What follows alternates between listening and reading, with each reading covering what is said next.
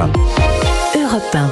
Le journal de 7h sur Europe 1, Christophe Lamar. Bonjour Christophe. Bonjour Dimitri, bonjour à tous. Marine Le Pen touchée par la foudre au procès des assistants parlementaires des eurodéputés du Front National. 5 ans de prison et 5 ans d'inéligibilité requis à son encontre. Cette dernière peine est exécutoire, donc applicable même en cas d'appel.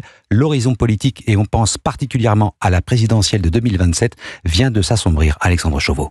C'est ce que redoutait par-dessus tout Marine Le Pen, une peine d'inéligibilité non suspensive, applicable dès le prononcé de la décision. La chef de file du RN demande au tribunal de ne pas suivre le parquet et dénonce des réquisitions politiques. La seule chose qui intéressait le parquet, c'était Marine Le Pen. Pour pouvoir demander, encore une fois, son exclusion de la vie politique, et puis le Rassemblement national pour pouvoir ruiner le parti. Tout au long de la journée, le ministère public a dénoncé un système de détournement de fonds inédit par son ampleur et sa durée. L'un des deux procureurs balaie par ailleurs sa responsabilité quant aux éventuelles conséquences d'une peine d'inéligibilité de Marine Le Pen sur la vie politique.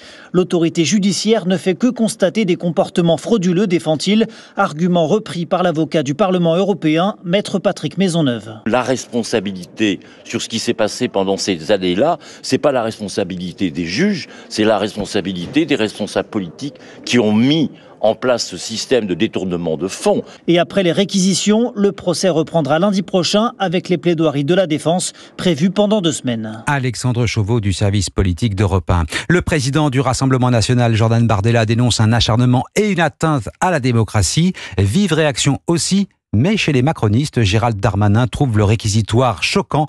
Combattre Marine Le Pen se fait dans les urnes, pas ailleurs, dit l'ancien ministre de l'Intérieur sur Twitter X. Et tiens, je vous rappelle que le garde des Sceaux, le ministre de la Justice, Didier Migaud, sera à 8h10 l'invité de la grande interview Europe 1 CNews. L'actualité ce jour, c'est aussi France-Israël. Ce soir à Saint-Denis, c'est bien plus qu'un match de foot. Il suffit de regarder la liste des personnalités annoncées. Le président de la République, le Premier ministre, ceux de l'Intérieur et des Sports, 2 anciens présidents également, Nicolas Sarkozy et François Hollande. Tribune officielle bien garnie dans un stade aux 3/4 vide. Le dispositif de sécurité hors norme et le contexte ont dissuadé plus d'un spectateur. Cyril de la Morinerie, ce climat pèse aussi sur les joueurs de l'équipe de France. Oui, dès hier, des dizaines de CRS quadrillaient déjà le Stade de France. Des barrières ont été positionnées pour dissuader les curieux d'aller plus loin. Les journalistes ont dû montrer patte blanche pour franchir les grilles où des stadiers étaient positionnés. C'est dans cette atmosphère singulière que l'équipe de France a réalisé son dernier entraînement. Une situation difficile à gérer pour les joueurs, admet le sélectionneur Didier Deschamps. Évidemment, l'ensemble du groupe France, il n'y a personne qui peut être insensible au contexte qui est lourd et pesant. Et on se dirige vers la plus faible affluence de l'histoire du Stade de France, avec seulement 25 000 supporters de prévus. Quant aux fans de l'équipe israélienne qui résident en France, ils devraient être peu nombreux. Le sélectionneur israélien Ran Ben Shimon espère malgré tout que ses joueurs auront un peu de soutien.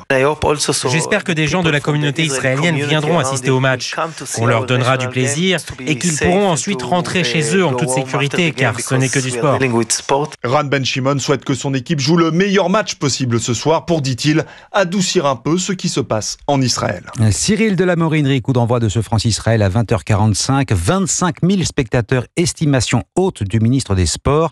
La billetterie ferme à midi aujourd'hui. Après, il sera trop tard et surtout, inutile d'approcher les environs sans le précieux sésame. La sécurité a été relevée à son niveau maximal, Jean-Baptiste Marty. D'abord, à l'extérieur du Stade de France, 26 compagnies de CRS et de gendarmes mobiles seront déployées pour contrôler les supporters, pièce d'identité obligatoire pour accéder au stade.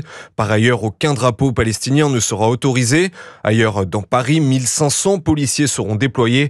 Écoutez Bruno Retailleau. Nous exercerons une surveillance toute particulière dans des quartiers, sur des lieux justement qui sont fréquentés par nos compatriotes de confession juive. Des policiers également présents dans les transports en commun, des endroits sensibles. Des bus vont par conséquent être réquisitionnés pour transporter les supporters israéliens, des supporters hautement sécurisés une fois dans l'enceinte sportive. Nous aurons par ailleurs des forces de police en tenue dans les coursives et nous aurons aussi des forces de police qui seront pas repérables parce qu'elles seront en civil. Et chose rare, voire inédite, 2 unités d'élite, la BRI et le RAID seront déployées, et cela aux côtés du Mossad, les services secrets israéliens. Une sécurité supplémentaire pour les 150 à 200 supporters venus d'Israël, tous mis dans les tribunes hautes pour éviter tout risque en cas d'acte isolé. Jean-Baptiste Marty. Vous écoutez Europe 1 matin, il est 7h06. C'était une rencontre très attendue, celle entre l'actuel président Joe Biden et son successeur Donald Trump. Avec conversation cordiale au coin du feu, Donald Trump reçu à la Maison-Blanche avant même d'être officiellement investi. Les deux hommes ont enterré la hache de guerre après une campagne très violente. Donald Trump qui continue de constituer son équipe. Dernière nomination en date, celle du sénateur de Floride Marco Rubio à Viva Fried. On commence à y voir clair dans le cap qu'il entend suivre.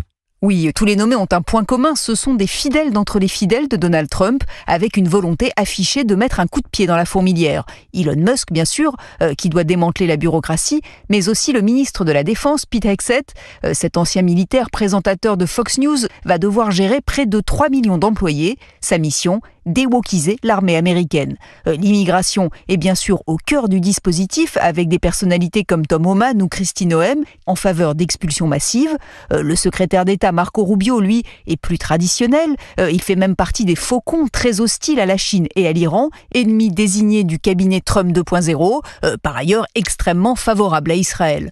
En revanche, la nomination à la direction du renseignement de Tulsi Gabbard, admiratrice de Vladimir Poutine et de Bachar el-Assad, envoie un message inquiétant à l'Ukraine. Enfin, le poste stratégique de ministre de la Justice revient au député Matt Gaetz, détesté jusque dans son propre camp. Il doit être confirmé par le Sénat.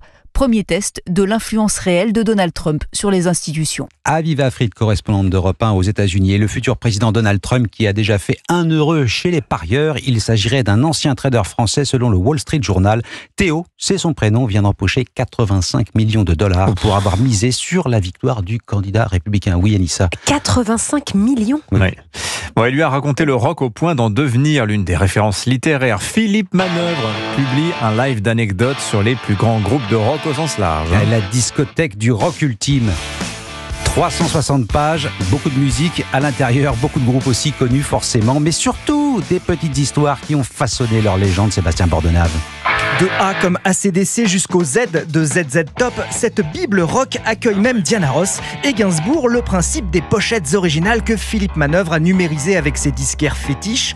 Des anecdotes cultes, on y apprend que la première réponse que Tracy Chapman reçoit d'une maison de disques, c'est « Madame, faudrait peut-être accorder votre guitare ».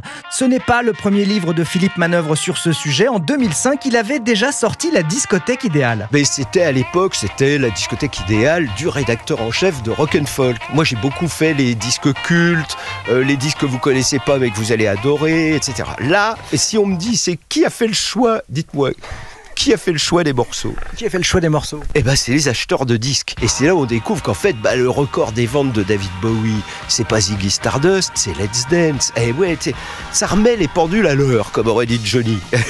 La discothèque Rock Ultime, un ouvrage dédié par Philippe Manœuvre à ses enfants en particulier et à tous les enfants du rock en général.